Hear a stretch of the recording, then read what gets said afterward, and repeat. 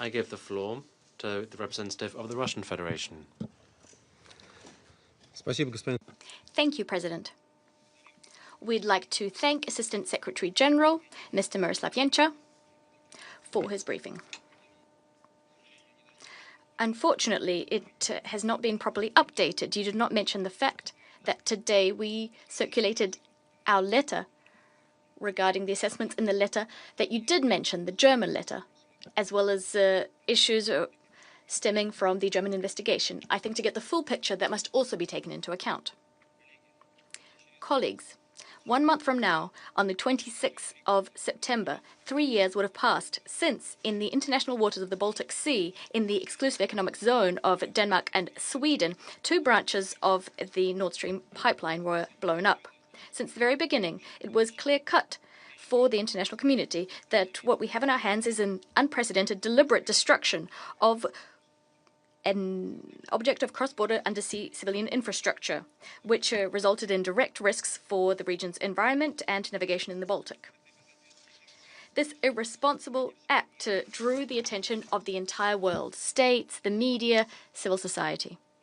Given that this terrorist act dealt a serious blow to the interests of a whole host of countries, it was beyond doubt that we needed a meticulous investigation of what happened, an identification of the perpetrators, and to ensure that such crimes would not be repeated. Against this backdrop, we, together with many other colleagues, were within our rights to expect from Germany, Denmark, and Sweden, which launched their national investigation, requisite efforts and cooperation with all parties involved. Yet, despite these well-founded expectations and countless appeals to do the above, these states chose a different path. They decided to keep the international community out of the loop, on rare occasions giving the media snippets of information, non-specific information. Понять, по какому пути идет следствие и каков хотя бы примерный круг подозреваемых.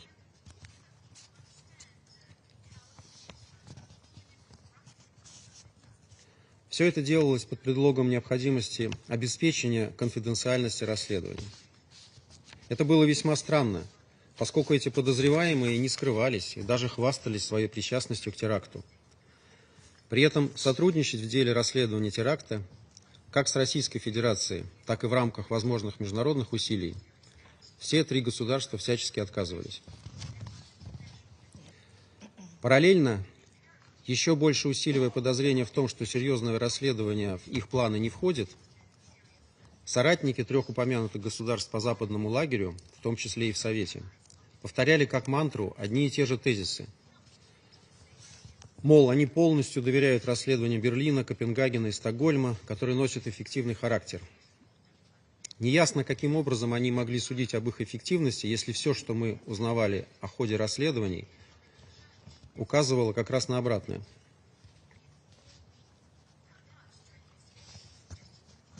При этом они истерично критиковали инициативы России и целого ряда других стран, включая членов Совета Безопасности, о проведении международного расследования под эгидой ООН, которое, по нашему глубокому убеждению, могло бы лишь дополнить и скоординировать усилия на национальном уровне и никак бы им не навредило. В результате было упущено ценное время, а работа датских и шведских следователей завершилась ровно так, как мы и предсказывали. Им потребовалось почти 1,5 года для того, чтобы без преувеличения сделать один единственный вывод. Газопровод «Северный поток» действительно был взорван. А кем и каким образом установить они не могут. Это как если бы по итогам расследования убийства следствие через 1,5 года пришло бы к единственному выводу о том, что жертва была убита. Being killed. It sounds laughable, but despite the absurdity of the situation, all of our Western colleagues continue to commend the work undertaken by Stockholm and Copenhagen. As for German investigators, which formally continued their work, were clearly instructed to delay the process in any way possible. After all, as soon as their work is completed, the Western camp will have no arguments that are at all convincing against an international investigation. Thus, it took almost 3 years for Berlin to announce a new development in the case. As Mr. Yencha already said, according to a press release by the Federal Prosecutor of Germany, Between the 20th and the 21st of August in the Italian province of Rimini, on the basis of a European arrest order issued by the Federal Court of Germany, a Ukrainian national, Sergei K., was detained. He's accused of being part of a group which supposedly directly executed the pipeline explosions. That's where the novelty and the specifics end. Yet the official communications from the Berlin authorities were picked up on and widely disseminated by German and international media. Spiegel continued to promote a version according to which there were Ukrainians involved in the terrorist act, elevating this to an incontrovertible fact. ARD, the TV channel, and Süddeutsche Zeitung, as well as Zeit, citing the arrest order within their possession, named a detained leader of a so-called diversionary group, which in September of 2022 placed these time-delayed explosive devices under the two branches of the pipeline. The aforementioned Sergei K. supposedly steered the sailing ship Andromeda, which transported the purported terrorists, but did not actually dive himself. On the 22nd of September, this man, if we are to believe the German authorities, as we don't have any other sources, disembarked and went on his merry way to Ukraine. He denies his guilt and says that he has an alibi. He says that during the events in question, he was in Ukraine. Distinguished colleagues, any impartial expert given the above, would come to one and only one conclusion. The German authorities, by giving these revelations, are inching us towards that very same version of events which was actively disseminated by Western media starting 2 years ago. A little over 2 years ago. According to this version, the terrorist act was conducted by an autonomous group of Ukrainian amateur divers on the yacht Andromeda. According to various versions, these yachtsmen were acting almost independently, or perhaps they were acting on the orders of the former head of the Ukrainian armed forces, Valery Zaluzhny, who supposedly disobeyed an order from his direct superior, Vladimir Zelensky. In other words, not a single state, not a single leader was involved or guilty of the terrorist act. Colleagues, our country has on many occasions demonstrated here at the Security Council the fact that such concoctions are implausible and do not hold water. Experts which briefed us at previous meetings regarding this terrorist act gave similar assessments, according to which conducting such a large-scale, complex operation without state support nor state cover was simply impossible for amateurs to pull off. This is only something that a small group of countries can do, countries which have the requisite military and technical capabilities. Judge for yourselves. We're being asked to believe that in the middle of the Baltic Sea, in an area where there's a great deal of navigation and a significant military presence, including NATO vessels presence, a group of semi-professional divers went unnoticed, reached the island of Bornholm, descended to a depth of 70 to 80 meters and installed in these murky waters explosive devices on both branches of the pipeline, which is protected from environmental and man-made disasters using cutting-edge technologies. This is the plot of a spy thriller.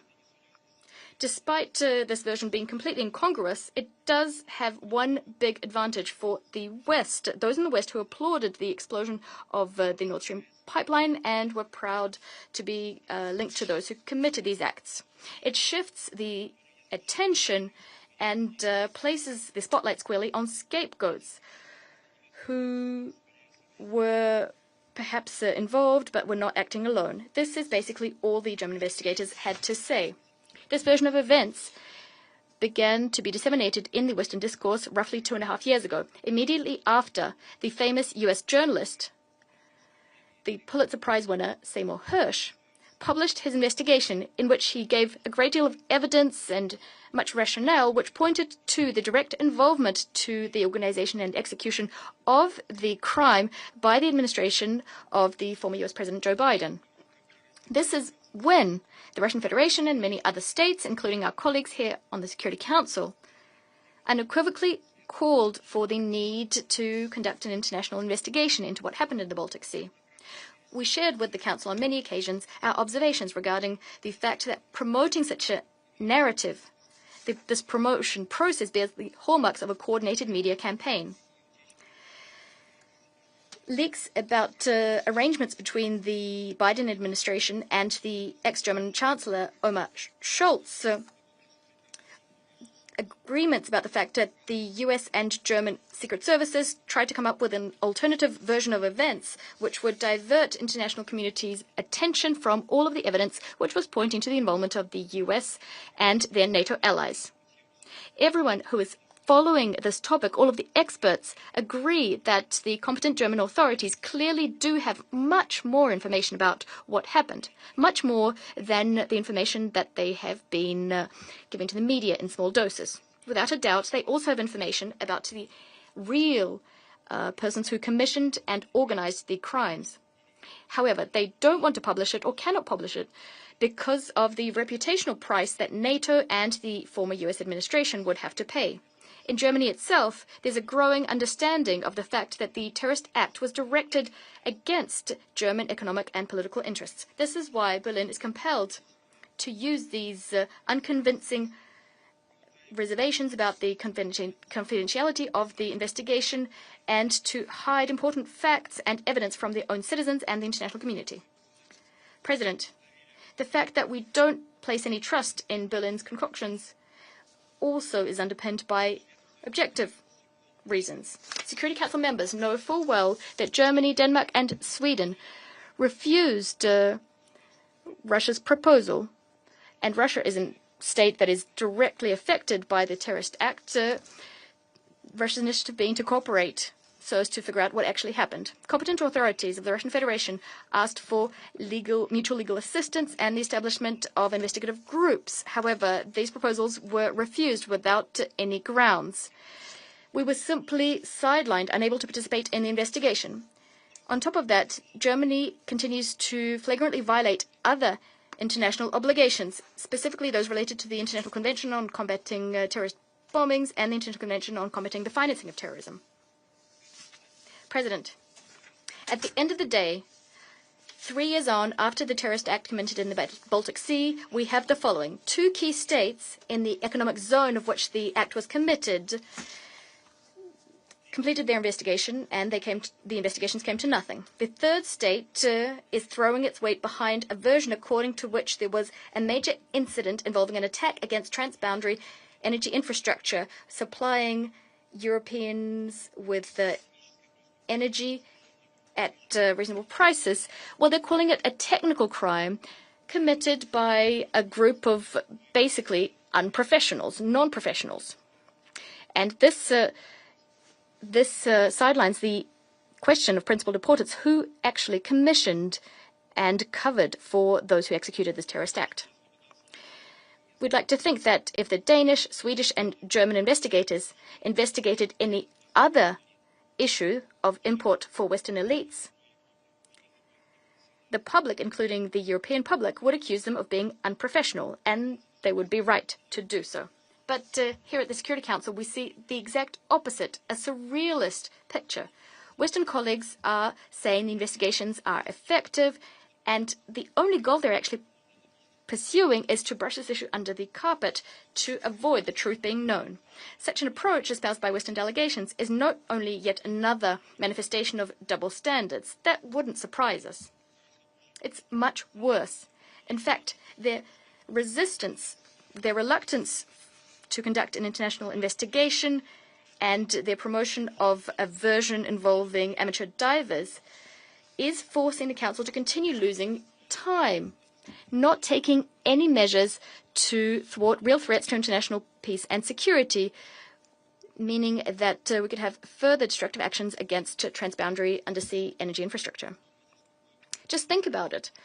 The signal this sends, the Council's inaction that is, to terrorist organizations who not only have now clear-cut instructions on how to organize such an explosion, but terrorist organizations are also seeing that the international community will not actually mount a response to such action, and those commissioning these crimes will not be held to account. If we don't make progress on the Nord Stream issue here at the Council, we could have a repeat of such an incident in other regions, and the responsibility for this will fall squarely on Council members. We call on reasonable Council members to think about this long and hard, and for the German authorities not to try and cover up the truth, but to demonstrate genuine cooperation and to provide the information in full, all of the information in their possession. We're also counting on the German delegation to participate in Council meetings on this topic, instead of using pro forma excuses. We would like to have them tell us how the investigation is proceeding. Now, if we need to maintain confidentiality, such discussions can also be held behind closed doors. The main thing is for the Council to have the full picture, so it can take decisions on the basis of that full picture. The Russian Federation has put forward proposals together with like-minded states, and those proposals remain on the table. We call on all colleagues to support them for the Security Council to be able to discharge its key duty, that is maintaining international peace and security. I thank you. Agradezco